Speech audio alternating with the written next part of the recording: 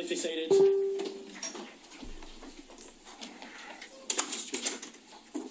Your Honour, Commissioners, this is the Royal Commission's 54th case study. This public hearing will... dealing with the subject of a victim having to confront the abuser, you know, of course, that the Royal Commission found that the Jehovah's Witness written policies and procedures should clearly state that it is not a requirement in cases of child sexual abuse the victim must confront her alleged abuser. You know that? Yes. And that it was recommended that members of the organisation more generally should be advised in writing of the specific exemption that applies in cases of child sexual abuse. You're aware of that? Yes.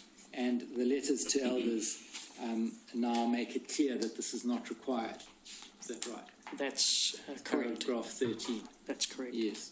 And but not the service desk guidelines. Am I right? Or have I overlooked it? I'd have to just give me a moment. Thank you.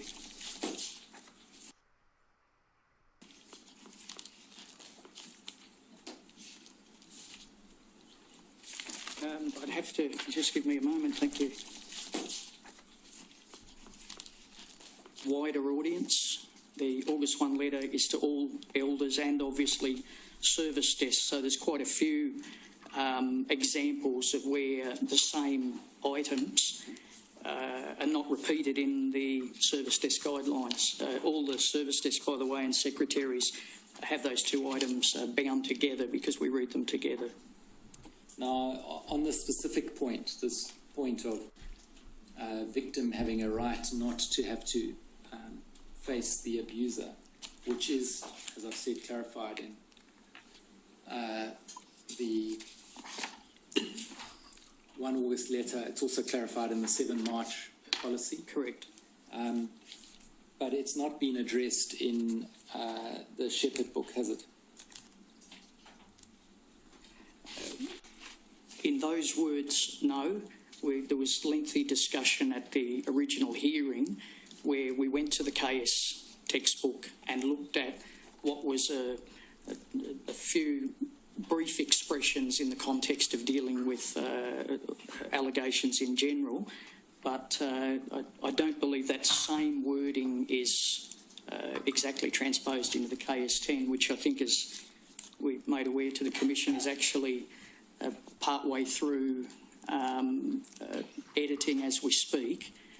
We provided the Commission with the adjustments that have been made to date, and we're expecting that there'll be an entire adjustment of that and made available to all elders, but it's certainly much clearer in the documents. I must think, sorry, that is new to me at least, so let's just unpack that. Firstly, you've made available to us, which is now tab 9, a copy of the 2010 Shepherd the Flock of God, which is also referred to as KS10, with marginal annotations referring to certain letters to elders and other documents. That's right, isn't it? Correct. Right. But no actual changes to the substantive text, but if one goes to the letters, one can see where the text might have been qualified. And I believe on your copy there as well, those are marked beside it, and that's been distributed to every elder around the world. It's actually a live document electronically now where, as those changes are being made to that book, they're made live to every congregation elder. So we've simply given you a PDF version of the live copy.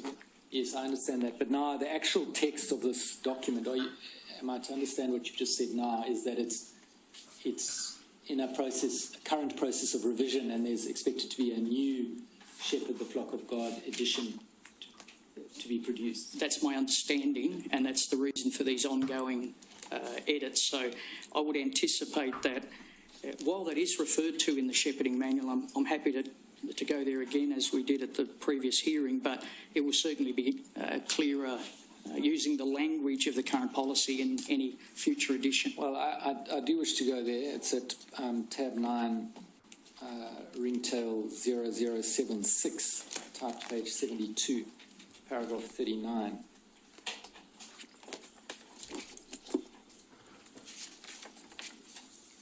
Now, accepting that this is not dealing specifically with child sexual abuse, it's dealing with serious sin generally, that's right, isn't it? That's correct.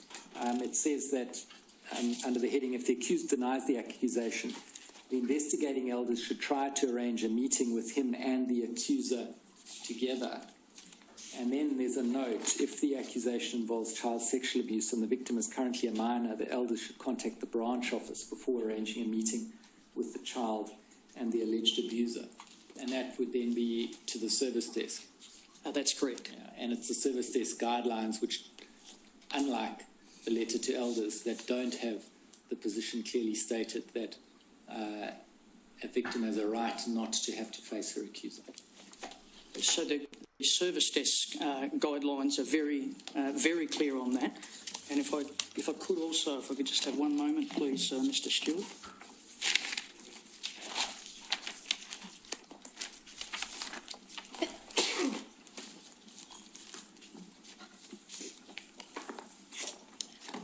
If I could, apologise if I'm repeating something that you've clearly stated here, but in the August 1, 2016 letter protecting minors from abuse, on paragraph 13. Yes, but that's the letter to elders. Correct. Yes, so I've just addressed not that letter, but the guidelines to the service desk, which is where the elders here in paragraph 39 are referred to. They're referred to the service desk. Correct. Yeah, and the guideline to the service desk doesn't contain an articulation of this right. As I said to you in the letter, the letter to the elders contains. Sorry, if I could, Mr. Stewart, read to you paragraph 1 of the service desk guidelines. Yes. It says the August 1, 2016 letter to all bodies of elders provides direction in connection with protecting children from abuse. The service desk should be thoroughly familiar with that letter and pertinent information in the shepherding textbook. So again, it's audience. Yes. The letter is for all elders. The service desk guidelines are for the service desks. So I accept this thing. You say you know that, and it therefore doesn't have to be in the guidelines. Not so. Well, it is in the guidelines in that. By reference. Well, the letter is attached. There are two documents side by side that we use together. Yes, now this thing's going on to the next sentence at paragraph 39 of Shepherd. If the accuser or the accused is unwilling to meet with the elders, or if the accused continues to deny the accusation of a single witness and the wrongdoing is not established, so I take it not established scripturally, i.e. under the two-witness rule, would that be right?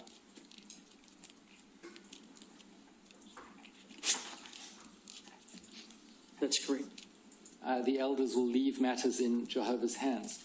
So the result of that is this, isn't it? And I think it's stated in the recent policy document, that even if someone who's accused of child sexual abuse is convicted beyond a reasonable doubt by a criminal court, if the scriptural rule of evidence, the two-witness rule, is not met within the Jehovah's Witnesses' internal processes, then the matter is left in Jehovah's hands. That's, again, totally incorrect, and I apologise for being direct with it, Mr. Stewart, but, and I'm sure it's unintentional, but you are, and the transcript will show, we've had this lengthy discussion at the first hearing. If I could be permitted to say, that bracketed section, you've gone on and read the part after it, the bracketed section is inserted there to say, when it relates to child sexual abuse, contact the branch, end of bracket.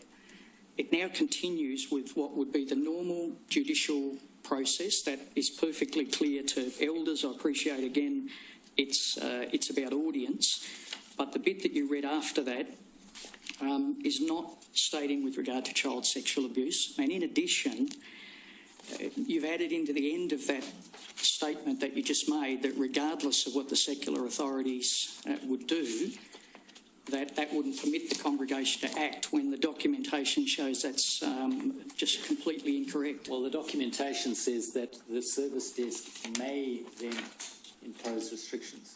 And can I again, appreciate the different audience, Mr. Stewart, but can I say to you that that does not relate, for example, to a person in a position of responsibility. This is, as you would refer to them, meeting attendants or attenders or congregation members.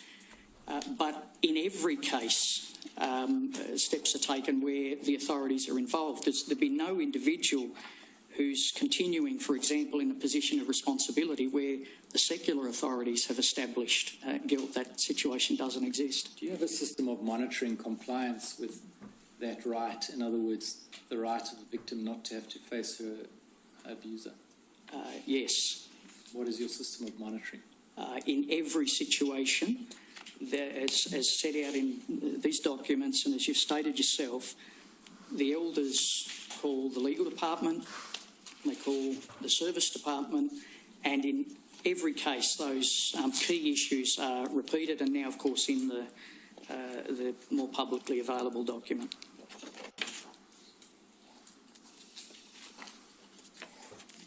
Now, Mr. O'Brien, you're aware that the Royal Commission found that members of the